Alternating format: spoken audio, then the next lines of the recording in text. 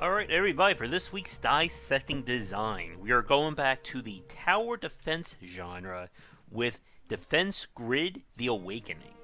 This was one of the first retail examples of the genre that will come to define a lot of the foundation and how it would be approached from a retail perspective as opposed to its humble origins.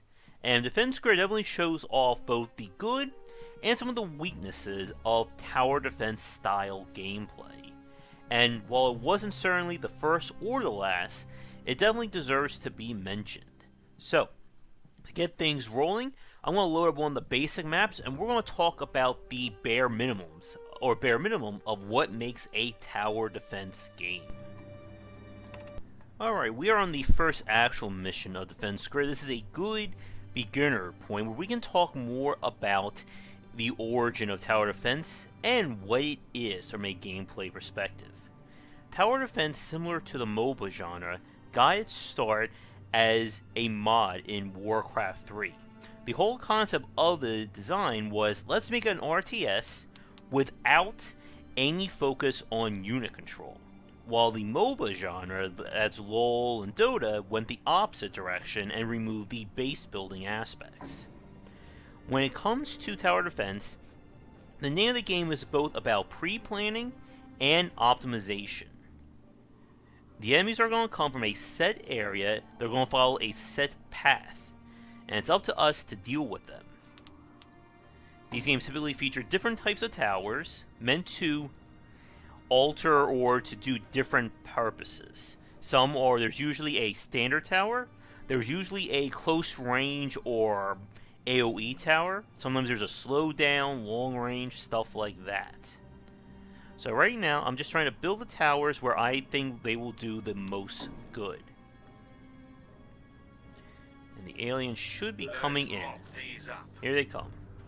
And enemies in the tower defense genre are very basic in their approach. They have a set command that they will follow, usually to get to their goal, which in Defense Grid is right here. Enemies do evolve in terms of their defenses and what they can actually perform to help their friends.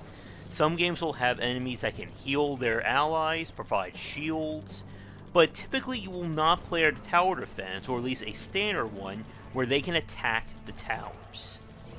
Now I can fast forward as well. Oh, they're making it. There you go, wave is done. So I'm going to place... Let's see, we'll place you right here. So these are a little heavier enemies. And you can see their stats as well. Now, these basic maps do betray one of what I believe to be one of the major elements of tower defense gameplay. And we'll talk about that one in probably the next part or two.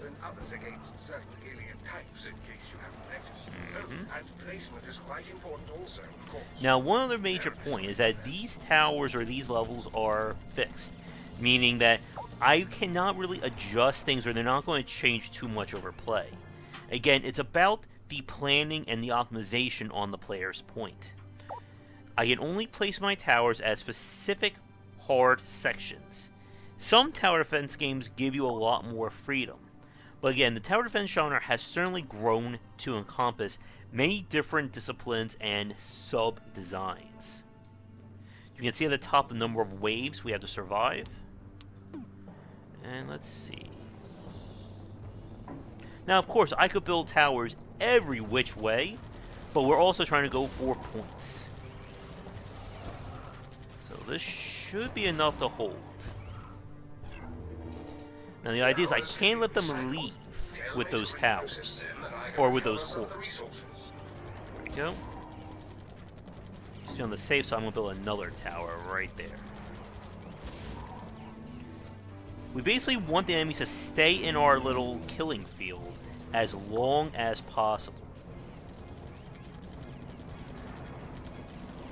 Uh-oh. No. Now we got... There we go. We can reset right there. And sometimes the answer is just more towers.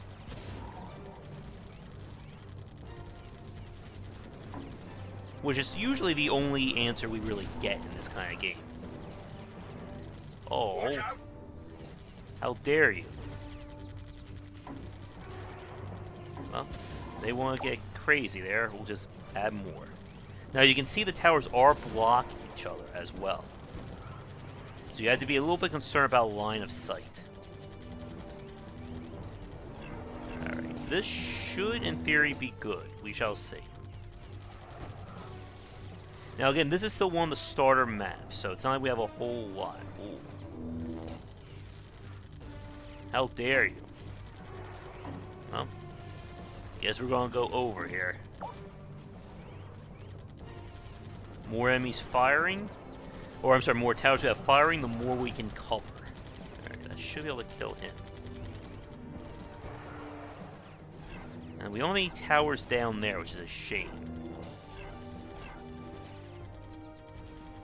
They've taken one of our corps. Let's hope this is enough, folks. In fact, let's just go all full hog here.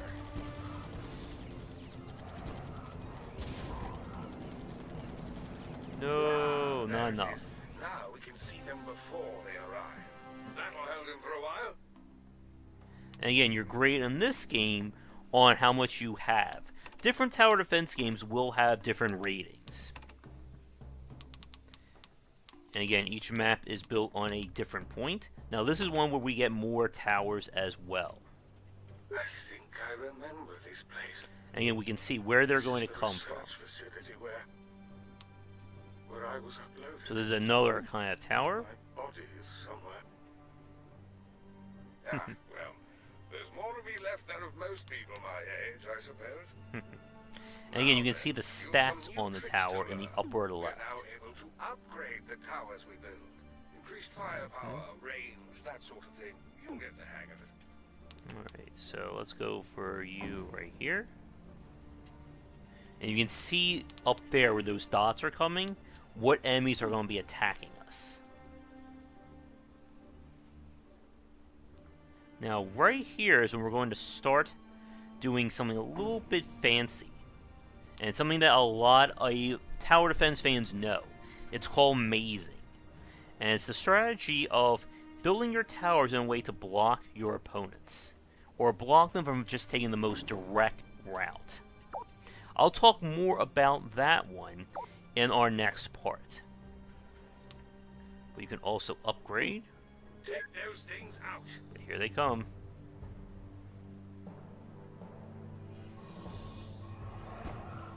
So this isn't going to be enough.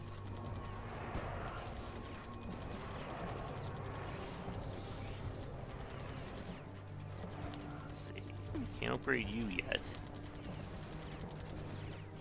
But I can't upgrade this guy.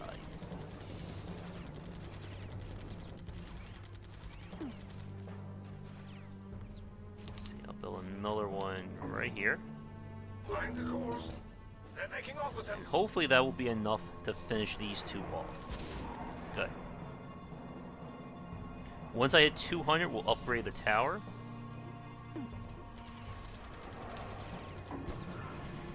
It takes some time to power it up, as you can see. But ultimately, it will be a net positive. Let's see. Again, you just want the enemies to be in damage for as long as possible. Some tower defense games put an emphasis on upgrades.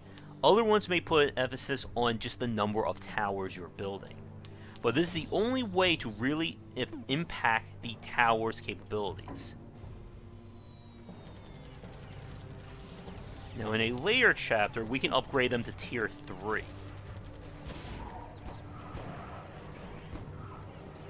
But it looks like we are holding tight. We'll upgrade you next. And again, a lot about playing this genre is about being able to read what's going on. How far are they able to get? Because the waves are only going to grow harder. So this is telling me that we need to get more.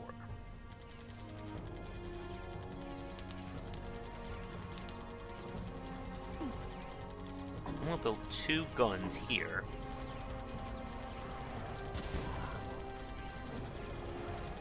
And we will upgrade them. Yeah, I'm trying to make sure that they are also not blocking each other as well. We're halfway done.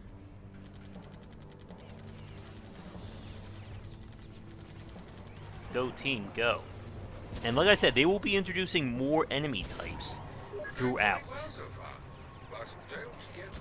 Basically, the towers and the enemies that you're going to be dealing with are the main forms of progression in a tower defense game. So, here we go again. And you can see that big red mark at the top there means that this is going to be a boss wave.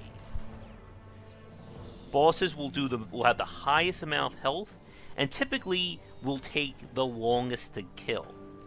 And many times, the boss wave will still technically be going as additional enemies will be spawned in. I haven't seen these before. So let's see. Added alien information to database. There he is. Very slow, but he's going to take a while to kill. Look at that health. He is not going down easily, is he? And the idea, of course, is that because he has so much health, your towers are going to get distracted dealing with him while trying to deal with the other waves. But it's a good sign that he's down to a quarter health. Good. Towers just look pretty, and they are quite deadly. We should, in theory, be good. But you never know.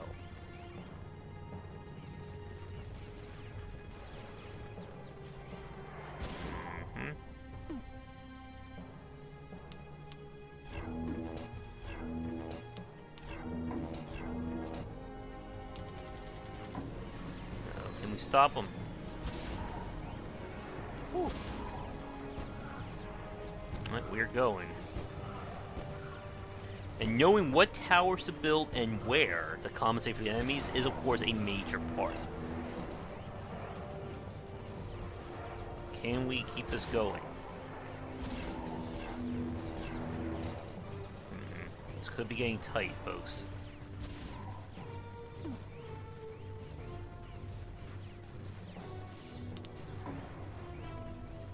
Let's see. Oh, this could be bad.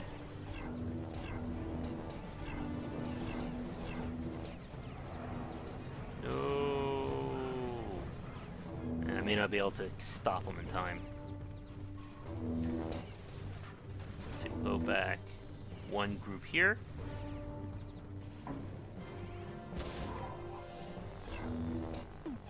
Let's see, how do we want to do this? Again, I cannot block the enemies. They must always have a path through.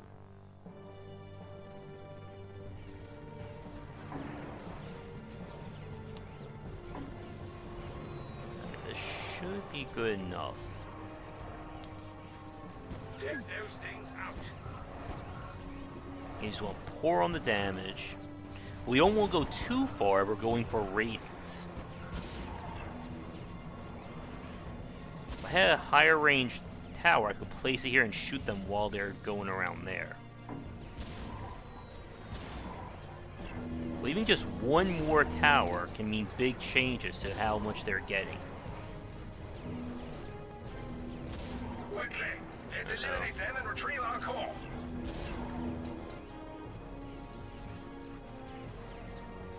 Alright. Want them to get as far down the lane as possible. Good. We should be good, but it could be close again. These damn swarmers. There we go, good.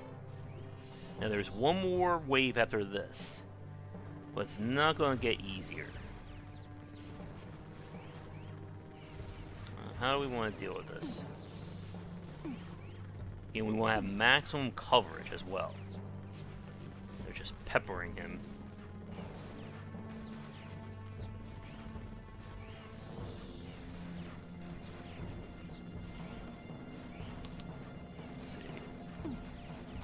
How are we doing in terms of damage? They are barely taking it. And that's the point of a boss, of course. And we shall see what happens, folks. Could be close.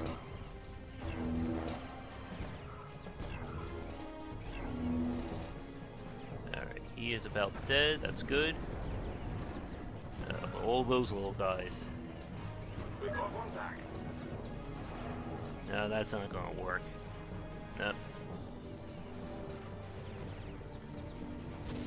And we already know, because of how fixed it is, that we're going to survive that. But it looks like I'm going to need more.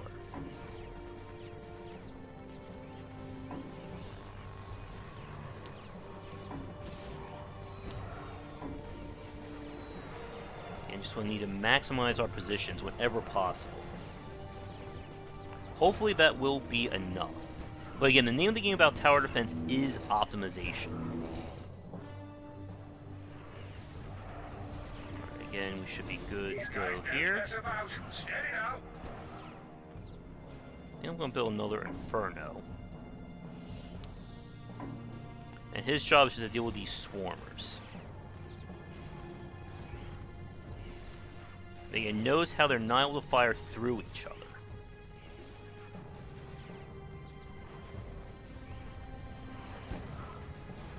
We can stop them completely from getting to the base. That's a good sign.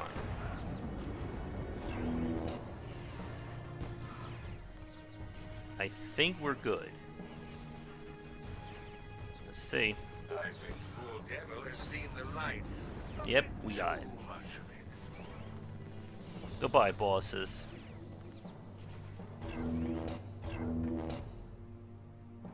So that way a little bit longer, and we got him. Well, of course, it's not going to be this easy. And win. Didn't think they'll be coming back here. Now, how do I do grade-wise? Impeccable work.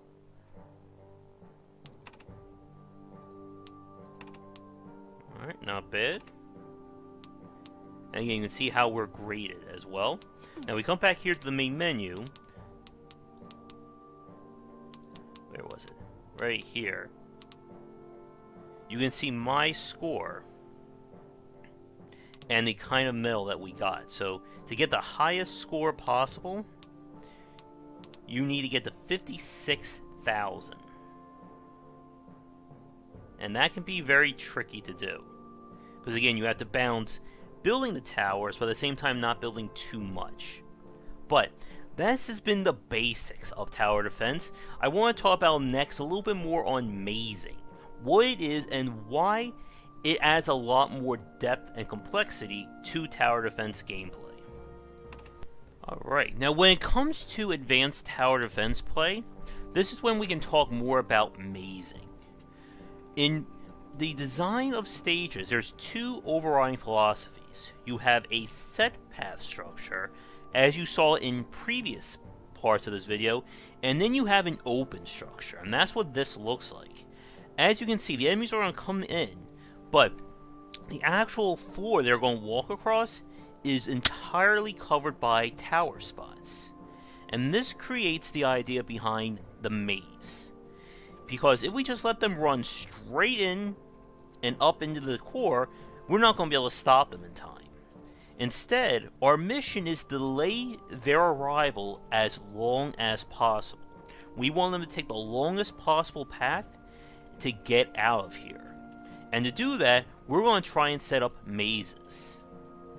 So, some games will have dedicated towers that are for the mazing, while other times you're just going to have to use the cheapest tower for it. And you're going to see that now. So what we're going to do is, right off the bat, I want them to come down this way. This seems like it's going to be the quickest route. And they'll come up and around. Or we could set it up the other way. Block this off. But then we will need to block here and here to then get them to go all the way there. So again, it's really about figuring out how you want to do this. So for the sake of our part here, I'm going to go with the top approach. Let's see, will this actually work? 1, 2, 3.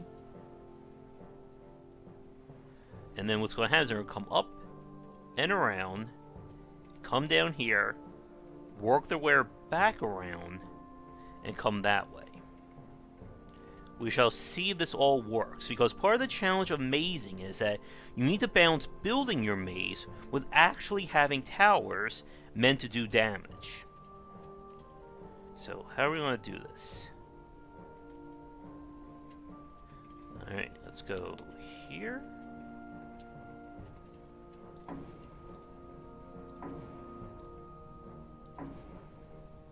Now, this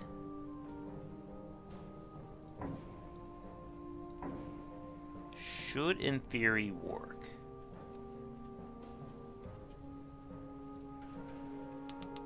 Build a temporal tower. This will slow them down.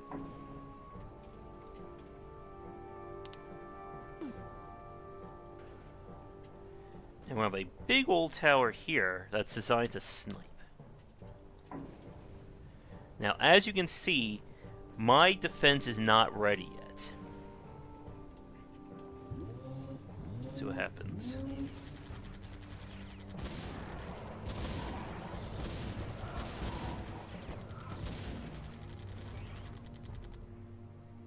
Now they're gonna come right here. Of course, they're taking them. Trying to snipe them best we can. No.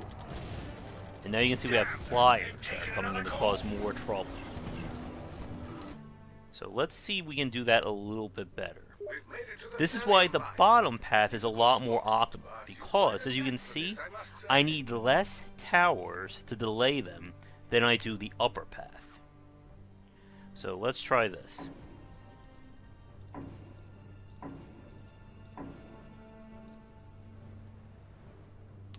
Okay.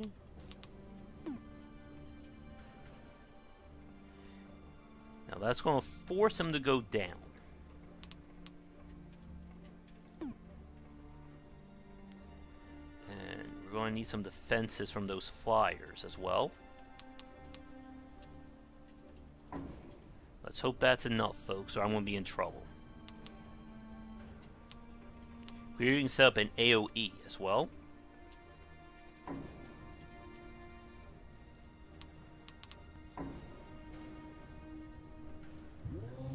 Let's see what happens this time.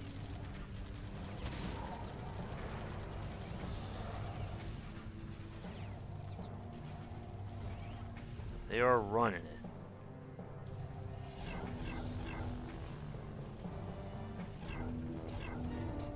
And this is what I was kind of afraid of.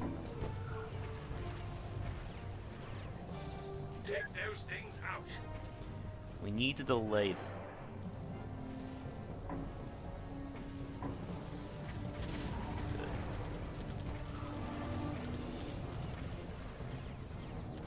And again, the missile is a direct, this tower is a direct counter to air units. Good. We are reaching a point of stability, and that's what we want. And we'll build a cannon here.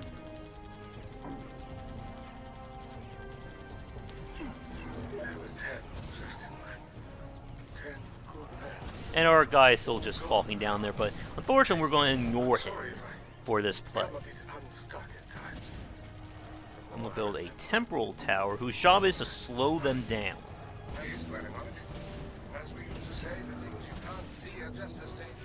Uh-oh. Sounds like we have cloakers coming.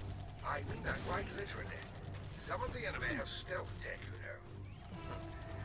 you know. Now, I'm free to build whatever towers I want, but again, certain combinations are better.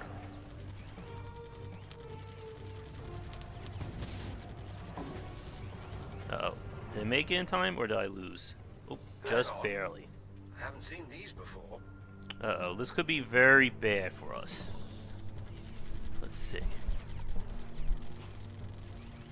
I need to get some more cannons up. Because we want to create a killing floor right there. Mm-mm. Alright, now how do we want to keep this maze alive?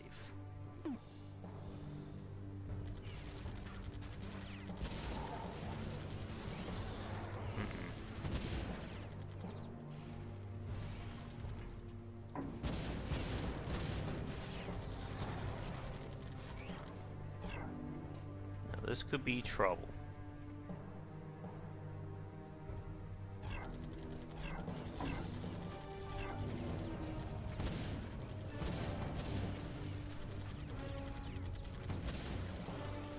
Let's hope this can work. Come on. No. Wait, we got it. Whew. I also have my emergency laser at the top as well. But as you can see, mazing as a mechanic offers a lot more player control over how the stage goes compared to a set or fixed structure. So what I'm going to do now is, let's see.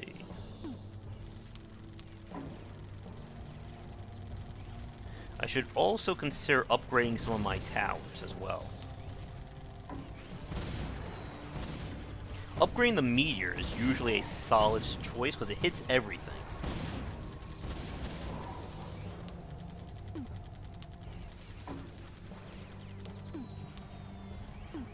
Alright. See what I mean? That range is just really effective. Uh-oh.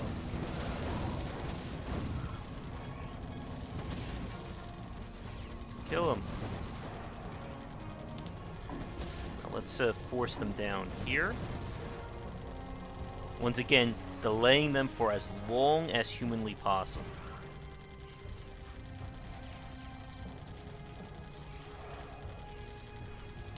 We'll build another meteor.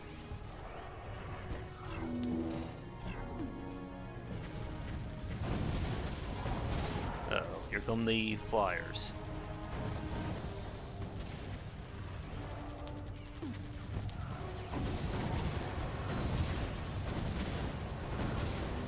Those nukes going.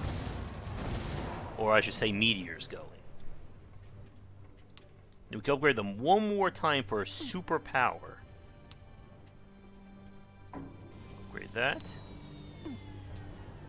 This will increase its range of effectiveness, slowing them down more from right there. Don't let them confuse you. That doesn't look good.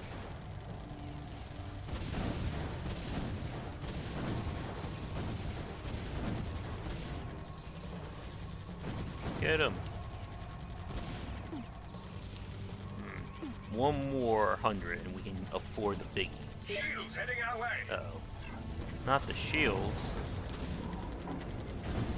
Alright, time for the big guys to come in. Or the big booms. And again, we could have done this the other way as well. It could have given us more distance. But again, it costs a lot more to do that. So right now, what I'm going to do is start upgrading some of our towers.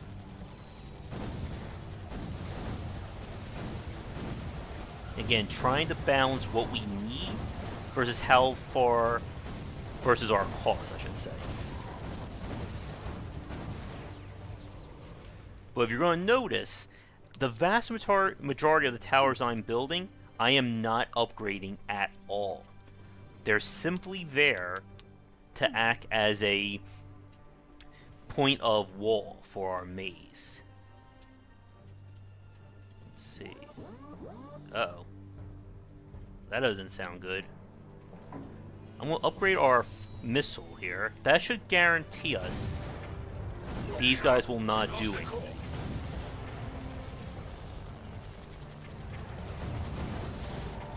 Rock, paper, scissors.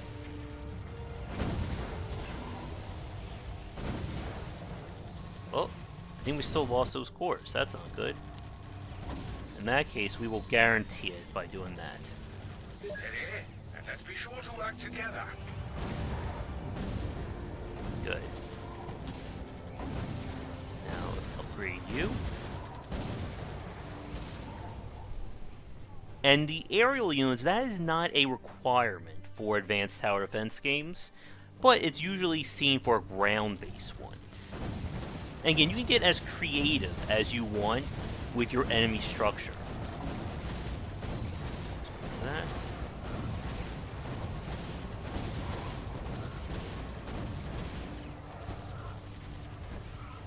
Kill him. Let's see. I get away with one more meteor.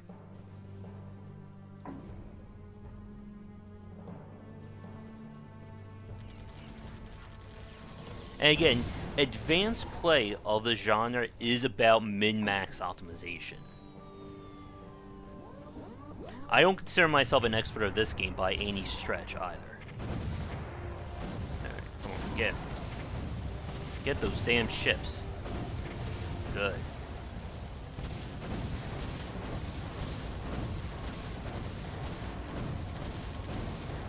This works.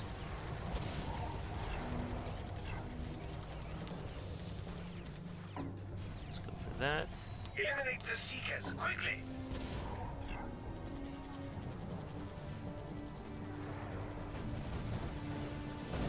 Those damn stealthers. Uh-oh, this could be bad. That's better. We've recovered a core. Get him.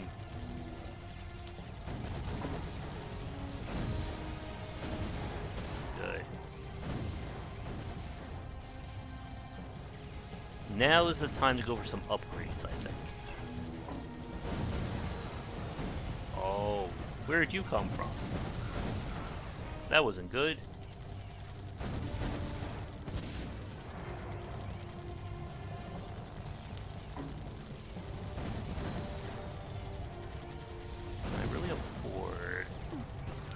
And if we block the maze, they will just go right through it. So we can't just wall things off completely.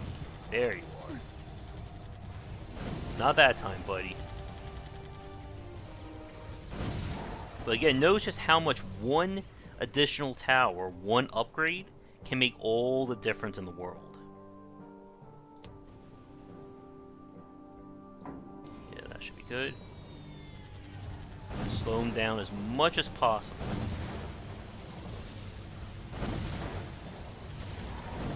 Yeah, my laser is going to hopefully deal with these stealthy guys as soon as they get within range. Uh-oh.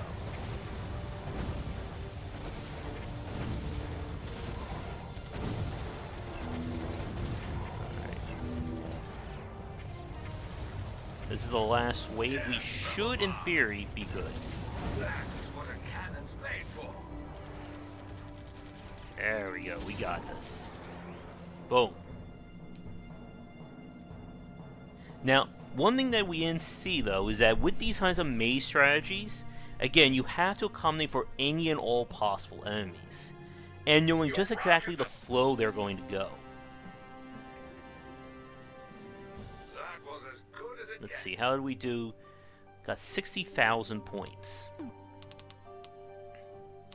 Oh, that gives us just enough for the highest medal there. So, I consider that one a success. But, as you can see, the maze-like structure, it makes the tower defense gameplay a lot more free-form than the set structure as we saw in previous plays. And I think ultimately that's why I prefer out my tower defense games. But, with that said, I'm going to load up one more map, and we're going to talk a little bit more about the limitations of the genre next.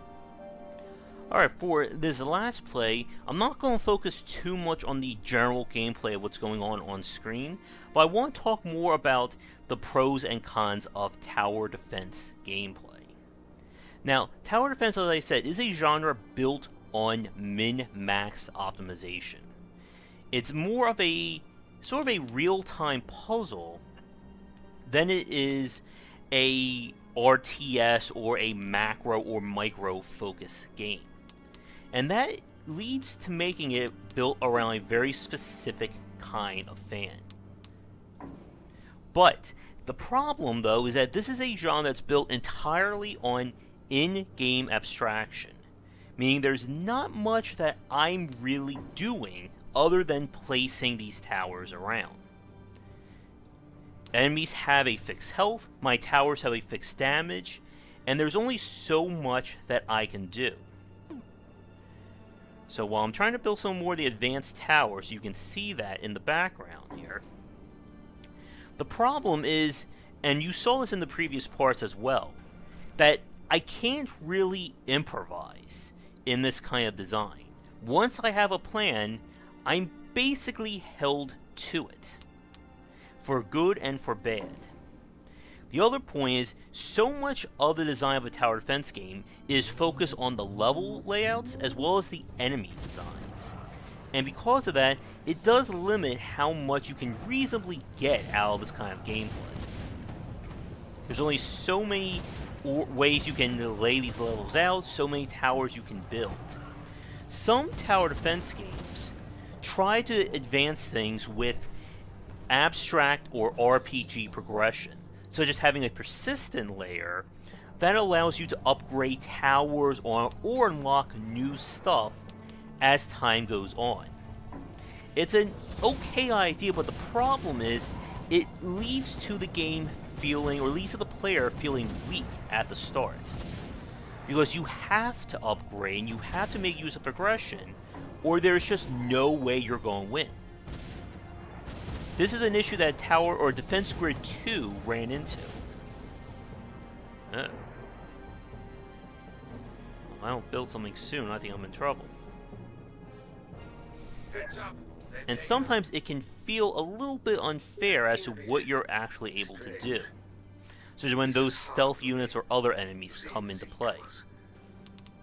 Let's see. Hopefully, this will do the job, but you never know. Now, while there isn't a quote-unquote fix or perfect way of playing these games, you are once again limited by what you have available. So hopefully this time it will work, or I am going to be in trouble. Many later tower defense games, again, with the progression model, does do a good job of making the maps feel more replayable. We did a Dissecting Design on the Gemcraft series that does that to really great effect. But again, you're not really changing what the player is doing. I'm still building towers in the same exact place, the enemies are still coming at me. The only difference is that they're doing more damage. And again, this can make them feel even more artificial than before. Now, hopefully things will hold, but you never know. We should be good. And again, the missile tower will do its job. I hope. Now, lesser tower defense games become very rigid in how you're supposed to play them. Meaning that the rock, paper, scissors style bounds is extreme. If the tower isn't its direct counter, it will barely do any damage at all. And that can make things feel repetitive as well. You have to strike a very specific balance between the micromanagement or the optimization side of knowing what towers to place and where, and the puzzle design of dealing with the map and what's coming at the player. So like right now, I'm going to build a few more cannons, and hopefully they'll be able to stop those. But you never know. Yeah, they're not going to hold. And again, if I was focusing more on the general gameplay, I would probably be restarting right now. And there's only so much you can really get out of these games. Like, I've yet to see a tower defense game have as much replayability in it as something like an 80-hour RPG, or a game built on new content. Because even when you add in more levels, it doesn't really change the gameplay, unless you add in brand new towers or brand new enemies. Careful, that decoy isn't just sitting there for fun. Hoping things will work, but who knows, right? Kill him.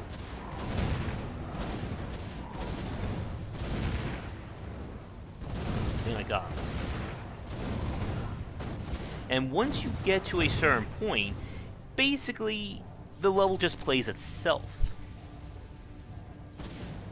All my expensive, powerful towers doing their job.